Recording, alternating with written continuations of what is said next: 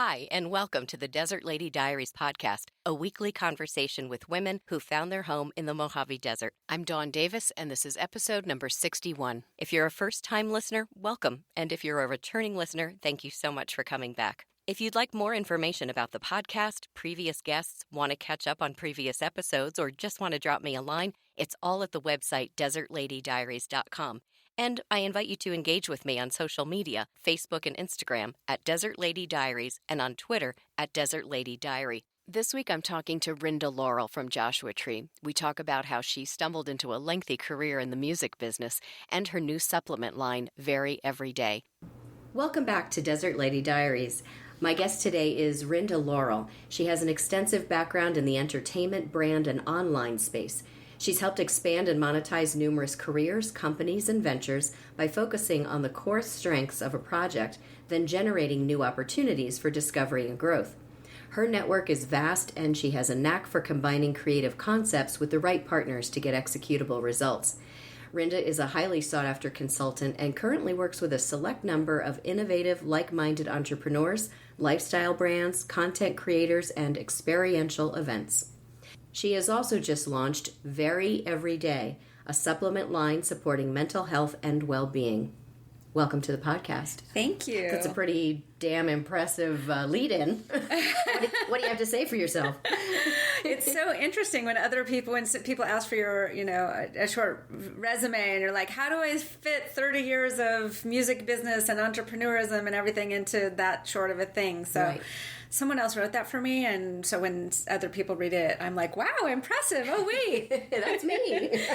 Yeah. Well, that's great. So talk to me about your first experience with the desert. Well, my very first experience is kind of hazy. I remember years, like the mid-'80s, coming out here as a photo assistant. I have... I'm on this massive resume of crazy things I've done. I've also was a photo student and a photo assistant. And so I came out here with as a photo assistant years and years ago, and we did these gorgeous black and white photos. And so, and then it took me another 30 years to get back out to the desert. But that's my first experience. It was fun. It was beautiful. Really remembering what the light was like. And I haven't remembered that in a long time, so thanks for sort of revitalizing my memory of that. Okay. So now specifically with the Morongo Basin and Joshua Tree area, do you remember coming back then after that first time, when that was and it was why only you were a couple years ago, okay, actually, and I was working with an artist who was filming a music video out here, and so he said, come on out. So I came out to check that out. The band was called Sunny Boy Thorn, and sort of fell in love with the desert all over again. That was probably the fall of 2014, I believe, or the beginning of 2014, or beginning of 2015. And then that summer, I came back out here and stayed for 10 days, and that's when everything changed. Ah, so tell me about that. What changed? Well, I had a place to stay out here. A friend of mine who said, go vacation, just take some time. We'd been working really hard on the launch of his project, and he had a house. So I came out here to stay and just relaxed and just revisited everything that was going on in my life. And then... it has that effect, doesn't it?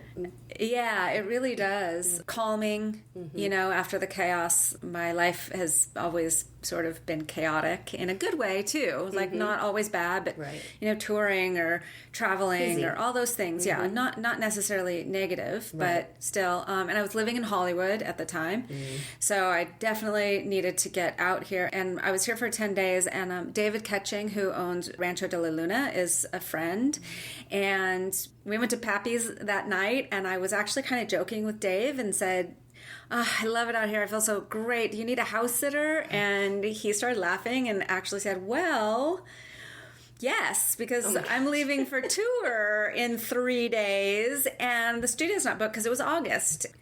So he was like, if you're serious, come on back. And I said, all right, you don't get that opportunity much, and why not? And so I packed all my stuff and moved into Rancho de la Luna for 6 weeks. Holy smokes. And that changed everything. Wow, that's pretty amazing. I actually had a similar experience.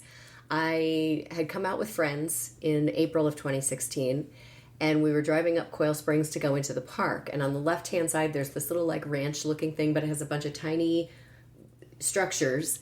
And I said, oh my gosh, you guys, I could buy some property up here and we could put some tiny houses on it. And you all could come and visit me on the weekends and stuff. And then I went home and did a bunch of research because something happened to me here that first time. And then it was a couple of months later, I'd come back to do a workshop, and I was staying at an Airbnb up off of Onaga. And I said to my friend Carrie before I left town, I said, I just get the sense that this guy is going to ask me to house sit. I cannot tell you why, but I feel like that's what's going to happen. And I had also made some flyers. I called the Chamber of Commerce and said, hey, do people go away for the summer? Is there an opportunity to house sit? He said, make flyers, put them in front of the health food store, put them up at that time. It had just become Frontier.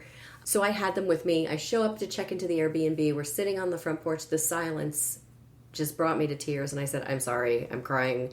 I think I'm moving here and I'm having this experience and looking for a house sitting situation, blah, blah, blah. Saturday goes by, Sunday goes by. Sunday evening, he comes to me and he says, so I'm going camping in Denver next week. I said, really? That's cool. He says, well, except I forgot to black out the dates for the Airbnb and I've got people booked. I go, and it just flew right over my head.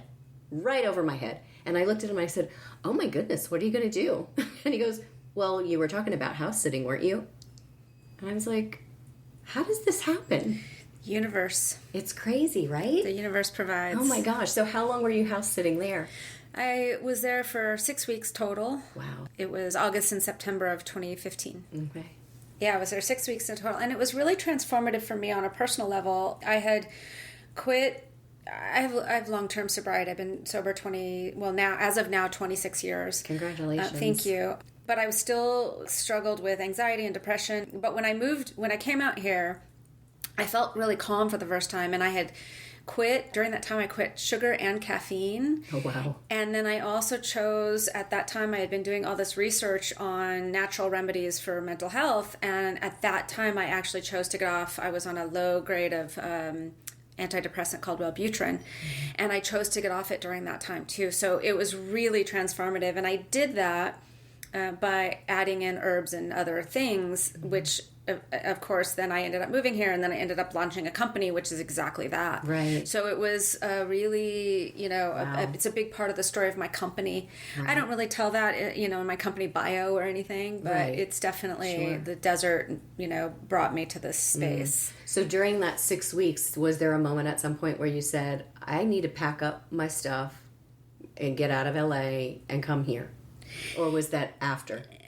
It wasn't immediate. It was, how can I arrange to be out here as much as possible, like a lot of people do. How do I arrange to stay there and come out here? And, I had another friend that I met during that time period. What I love about the desert that I really want to talk about is, for me, I have lots of different factions of friends out here. I have, the people, the rock and roll world, the Rancho de la Luna, the artists that come out, the music artists. I have the yoga people that come out for bhakti. I started going to breath work at the Institute of Mental Physics. I have people that I've known for 30 years that have houses out here that were like, that I reconnected with, Nancy and Spencer. Nancy from that owns Brat. And so there were all these different factions of friends. So every weekend someone was out here that I knew. And I met a wonderful woman who let me stay in her place that she lived in part-time. So the whole next year, basically, I kept coming out once a month at least, trying to escape LA. And finally I was like, what would it be like if I lived in the calm and beauty and amazing, able to breathe life, and went into the chaos of Los Angeles when I needed to, instead of the other way around, instead of being in LA and then escaping to the desert. And because of what I do, because I'm a consultant for, in addition to my company, because I can work anywhere.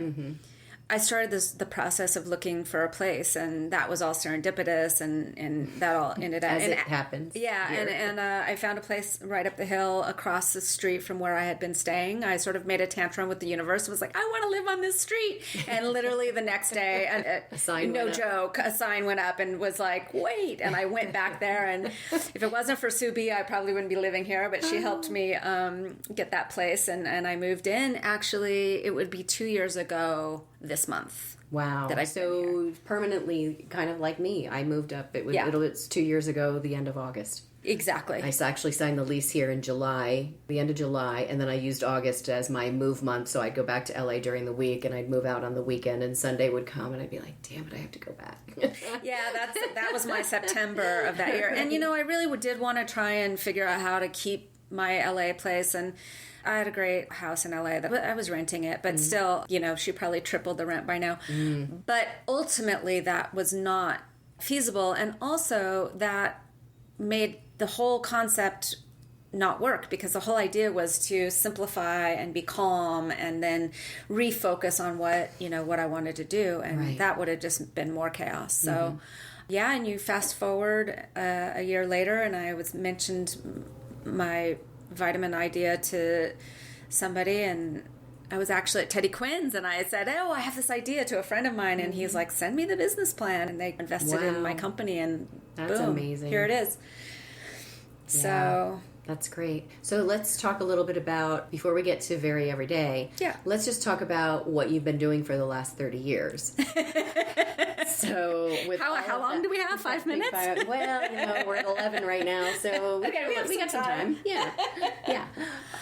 All right. Well, I was born in San Francisco in 1968, 9 months after the Summer of Love. That is true. My mom took me to see Jim Morrison in her womb. That is also true. Wow. I like to always joke with her that is why I stayed in the music business. Yeah, so how did you get into that music business? How did that I'm a happen? California girl, basically, even though I've lived in New York and Paris, actually. Yeah, I know. My cities are LA, New York, Paris, Joshua Tree. It's the wind down. That's what I like to call it. So we moved to Southern California when I was a teen, and I really got into music. I was always into music, and I sort of fell into working for a booking agent when I was a teenager still. Wow. I was working at the Roxy and the Whiskey during the heyday of the hair metal, which was amazing. And then I also luckily found a job at Nana in the 80s, which was also the center of artistic creativity. Nana was Nancy Hunt, who owns Brat now. Okay. Had Nana shoes back in the day, and Nana was the first importer of Doc Martens in North America, and it was super influential in the clothes and fashion of the early 80s all the way through. And I worked for them in Orange County, and then they invited me to come work for them in their store in Santa Monica, and I was only 18, 19 years old. So I've been lucky, and just sort of then this happened. And then I moved to Hollywood, and then a couple of years later, I really wanted to get out of LA, lots of chaos, and I moved to New York, and I landed my first job at a record company. Also sort of a friend of mine introduced me to somebody who had a job opening, and it happened to be that there's we'll take you part-time, and it turned into a full-time job. And once you get your foot in the door at a record company at that time period is definitely so. I was in an A&R division starting in 1989 was my first music business job. Wow. Yeah, so I worked for Charisma Records for 3 years, and then in 92 I moved back to Los Angeles, got sober, got my life together, and continued to work in the music business all the way. I still have music business clients. I've reinvented myself a couple times. I've gone from A&R and management into digital marketing, and then I went into the digital space completely and startup ecosphere, and I moved to Paris and worked for a tech company. Wow. And then I moved back here and kept doing marketing, and now I'm reinventing myself again in the wellness space. Right, doing your own marketing. Yes. Right. Yes. So let's go ahead and talk about Very Everyday and how that, the concept you talked about earlier was that you were just trying to get off prescriptions, meds, and Was it because that didn't go well, or was it because you were just doing experimentally?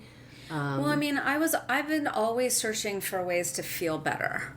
You know, when in early sobriety, it was, you know, obviously to try and stay sober, and, you know, but you still battle with biochemical imbalances. I mean, and so I was always experimenting with how to feel better. Nutrition, exercise was important, but, you know, when you first are trying to get, you have two tracks here. If you have a drug or alcohol or any sort of addiction type of problem, you know, you can do 12-step. Most people do 12-step programs, which work, but they don't really address the biochemical aspects of your body, and so you sort of struggle through. You don't know to then eat properly, and the joke is you go to AA and people start smoking and drink coffee. And donuts, and it's like, yeah, I mean, that's true. And even if addiction isn't any part of your problem, food and your biochemistry, no matter what, can be affected, even if you're a somewhat well-adjusted you know, person. So these principles are sort of run across. I feel that my company, I'm doing it because I feel like it's not talked about enough in recovery and wellness circles, the biochemical aspect of like balancing your neurochemicals and your brain chemistry. Even in like yoga circles and wellness circles and like, you know, metaphysical spaces and artist communities, people still don't understand like some of the biochemical processes that go on and how to support different neurochemicals in their brain. We're learning all kinds of stuff every day about, especially with the genetic testing now and all that kind of stuff, but I digress. I wanted to launch with 5 formulas that specifically address things that I thought were immediately necessary, which are depression, anxiety, insomnia, and sugar cravings, sugar and alcohol cravings. And so I launched with 5 formulas in January that help address that. How did you start coming up with the formulas? I mean, were you like mad scientist kind of, you know, grinding stuff up and mixing things? How did that all happen? I actually have a certified GMP facility that does everything. These are legit. I did a ton of research. I joined the Alliance for Addiction Solutions. I've learned from innovators in the field of amino acid therapy. Yes, I am sort of like a self-taught herbal naturopathy type of person, but no, I did extensive research on the formulas. I worked with the manufacturer that's a U.S.-based manufacturer and make sure that the quality control was good. You know, there's a lot of not so great quality controls out there. The company that I chose has been in business for 50 years, and I worked with them to make sure my formulas were correct and that they did what I wanted them to do. And then I went back and checked and saw what the people that informed the idea in the first place, the Mood Cure by Julia Ross, and Dr. Hyla Cass wrote a book called Natural Highs.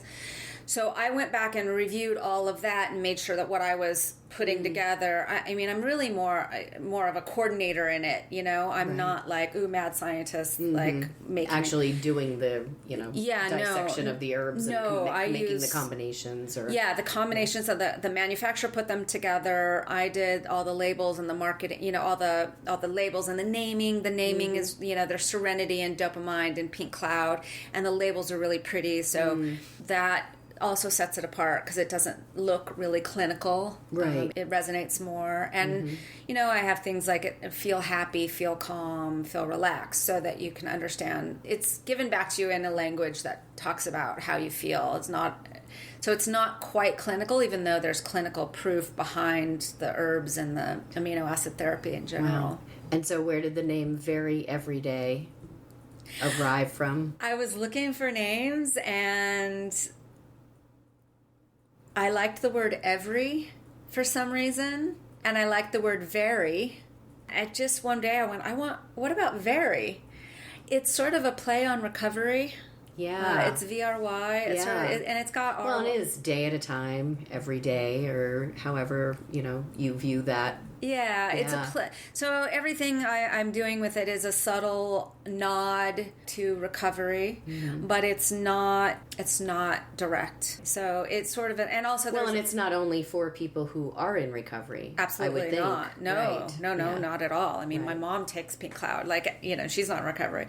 No, there's lots of people that do that use the products that aren't in that type of recovery. But I mean, everybody's recovering from something. Right. And I'm sorry, but with the amount of stress that our environment, political and socioeconomic and social structure, all that is stressful. Even if you live here. Right. You know? True. Do you mind talking about your recovery? No, for someone who might be listening who is maybe struggling, can you offer them some guidance or like experience, or what would you say to someone who said, you know what, I need to straighten myself out, Rynda, where do I start? What do I do?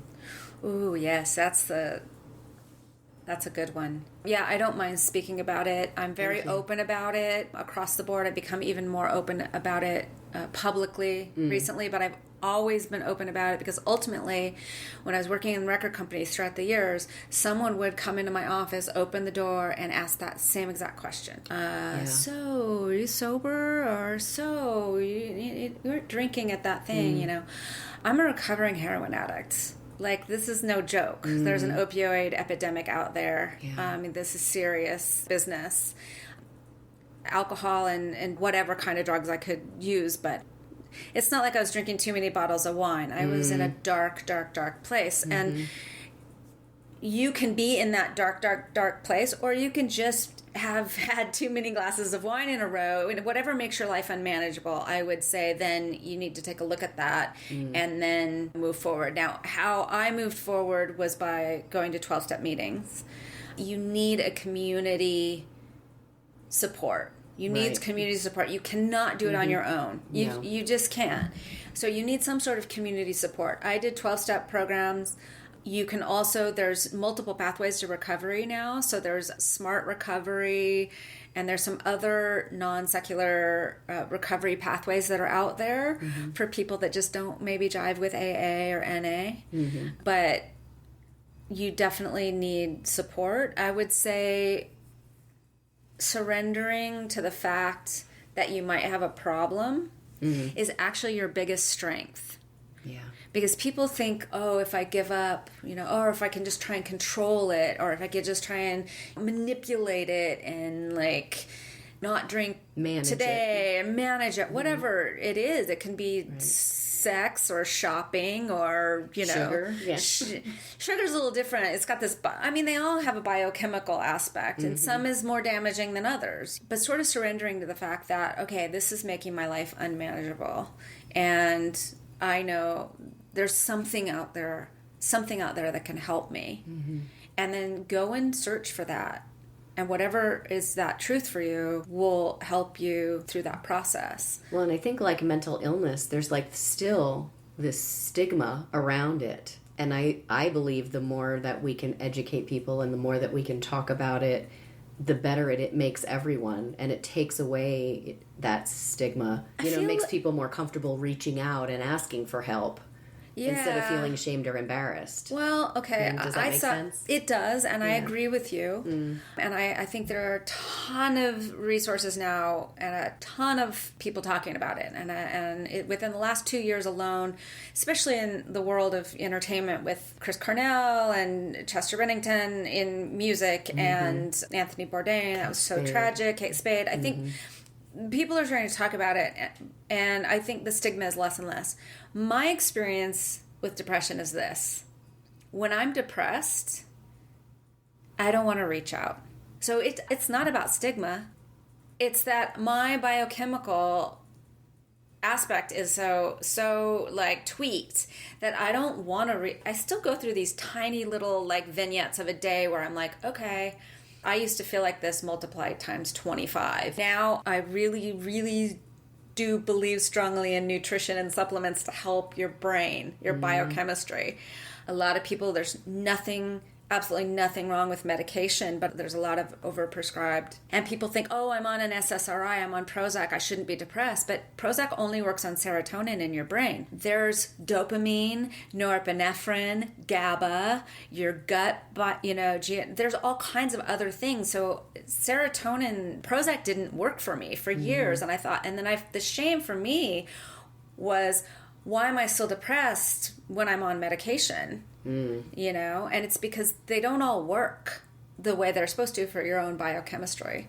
I know I got off on a tangent there, but I feel like... So when something like that happens and it's someone in a celebrity case, and then people start posting like, if you're feeling this way, reach out. And to your point, when you're feeling that way, you don't want to reach out. Yeah, so, I posted the same thing when Anthony Bourdain passed. I'm like, if you're feeling it, and you know, all I try and do constantly is like, there is hope. There is hope. It gets better. Right. If you're just... But yeah, in my experience, I mean, I've never been suicidal to that point. So... But in my experience, you don't want to reach out. You just don't. And I would say that even if that little tiny ray of hope that's there allows you to reach out to somebody, you also sort of feel like a burden, or you just don't want to deal.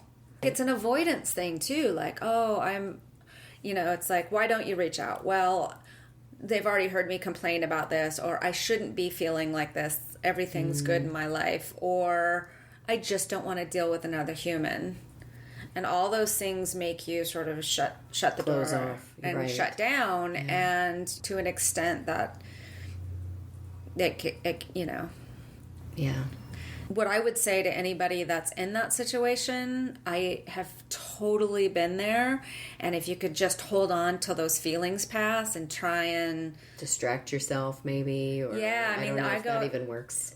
Yeah, I mean, I do. I distract myself a little bit. I try and do some form of self-care, you know, whether it's silly as go get a manicure, or as silly as or I'll go get a massage, if one can afford it, or I'll just watch Netflix for 4 hours and just be like, okay, I'm going to shut down emotionally for a few hours.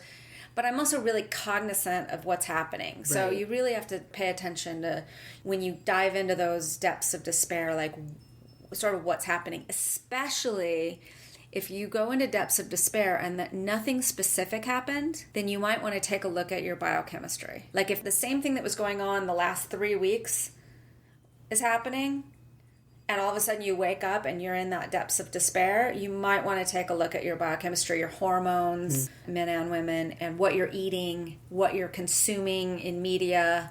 Yeah. Yeah. It's hard to talk about, because you want to help people, but you just don't know how or what to do for them. I think the program of Alcoholics Anonymous has a saying attraction rather than promotion. And I think just trying to be constantly open and there for people. And you know what? If you know someone's struggling, by all means, reach out to them. Right. Reach out to them. Or just even check in daily. Yeah, hey, how are you? Especially if you know someone's, has a propensity to have depression issues. That's good advice. Yeah, reach out. Okay, we were all sad, wow. but I mean, we got into some serious, deep stuff here, but it's a reality for many people. And just trying to figure out ways to either just be available for people and help people feel comfortable that they're not being a burden. That's important. Yeah. I mean, even just letting people know, I had a friend recently that was like, I don't want to be around anybody. And I was like, I completely understand that for what you're going through. Understand wanting to just not be in everybody's energy. I invited her out to Pappy's, and she's like, I don't want to be around anybody right now. I was like, totally get it. I am going to go because I had agreed, but I'll call you in the morning and we can have lunch separately, privately. Just me and you, because you don't have to perform in front of me, And so it's just sort of understanding that it's not just, snap out of it either. No. So, and I would say that's the same thing with, alcohol, drug addiction, depression, procrastination. Right. Yeah. Right. I mean, some are more life-threatening than others. Yes, for sure. But with most of those things, you have to have connection. Connection is what will pull you out through most of those things. You have to look at connection, social connection, if you can have some sort of a connection with an entity greater than yourself or being better, even if it's, just, wow, the sun is rising this morning. That's bigger than you. Yeah. But some sort of spiritual connection with the planet and the earth and your beings, but also human connection. And then, again, the third piece that nobody talks about enough is support your physical body. Yeah. Through all the positive things that you can do for your body, what you're putting in it, what you're doing with it on a daily basis. Yeah. Speaking of that, where can people find your very everyday? I actually went and did some research, so I know they can find it online, but there's also some stores in LA where it's available. There's also some stores here locally in the desert, Grateful Desert, Herb Shop and Eco Market, High Desert Home in Yucca Valley, and then if you're Liberate Hollywood on Selma, My 12 Step Store in West Hollywood, Siesta Yoga LA Western, or online at veryeveryday.com. It's VRY everyday.com. And I saw that if you want to try it, you just put try me as a discount code and you get 10% off. Yes. If you try it. Yes. So if somebody came to you and said, you know what, Rynda, I'm thinking about moving to the desert, what would be some things that you would tell them that they need to know? I would make them take a snake class. I would make sure they're not afraid of spiders. I just relocated a black widow. That's on my friend put it up on YouTube. It's hilarious. She came out and we did this whole thing. We took Sheila. I called her Sheila. I left her there for probably much longer. She probably has babies now, but I could not kill Sheila. No. She was a beautiful, beautiful black widow. It's hot and you encounter a lot of different things in the desert. And, there's a fantastic community out here. Yeah, there is. There's more to do out here. Especially, like I said, having like the different groups of people that come out. Right, and they all do different things. They all do interested in different things. Yeah, I mean, sometimes, a lot of times they cross paths. Everybody tries to do, second Saturdays and do a drive-by there, and we all congregate at Pappy and Harriet's. But if someone was moving out, wanted to move permanently or buy a house and rent it like all my other friends do, I mean, it's an amazing place, and it's a great community. And you just really have to respect the environment and understand that this isn't Silver Lake. No, for sure. I mean, sometimes on the weekends I think it is. I don't know. Sometimes when I go to Frontier, I feel like that, but these days. I mean, I'm a transplant. I'm only here 2 years. There's been people that have been here for years and years, and we're newbies to them. And then there's the people that are just buying now, and you're like, oh, goodness. But that happens with places. I would say you just really have to learn how to respect the environment, even when you visit. Mm-hmm. August is brutal. The heat can be brutal. Lots of things shut down in the summer, and then we get all the European tourists. So maybe you could learn some multiple languages. I mean, I love it out here, I think we wouldn't be here. It wouldn't... How can I say this? It was a really strong pull for me. Something I felt physically shifted in my body even. Yes. That made me then do more research and things like that. So I guess if people come here and they feel that, I would say follow it. Yeah, I would agree. And I felt like I was coming here, like I was being brought here for something, but I didn't know what that was. But I'm open and followed it, and we'll see where it leads. Yeah. I mean, I'll be super honest. I love it here. I get to do just enough traveling that I don't feel like I'm isolated here, even though there's tons of stuff to do all the time. Right. I go to lots of different places in Southern California for my business, for both businesses, my consulting business, which, that's at Rynda. Yeah. At Rynda.com. At Rynda.com. For my consulting business, which we didn't talk about, but I've had some crazy rides in that area too. I mean, I've worked with Public Enemy and Smashing Pumpkins, and I've toured and done all kinds of crazy life stuff, which I'm so happy about. But this, I like to come back here and be calm and have some quiet, and then go visit real community. That community that I was always looking for, even in 12-step programs, I didn't really find until I came here. Right. And I'm just realizing that, there's great community here of really, like-minded individuals. Accepting, encouraging. Yeah. So that's pretty wonderful. Although I will say I would like to spend August in Europe. Yeah. Preferably Paris. Or somewhere other than Preferably 110 Paris. degrees. Although everybody's gone. Yeah. So, I'd like to, yeah. So maybe next year, maybe. Maybe, yeah. Well, I really appreciate you coming on today and talking. Thank you with so me. much. Thank you. Yeah, it was And a pleasure. All the best with your new venture with your company. That's amazing. Thank you so much. You're Yeah. welcome.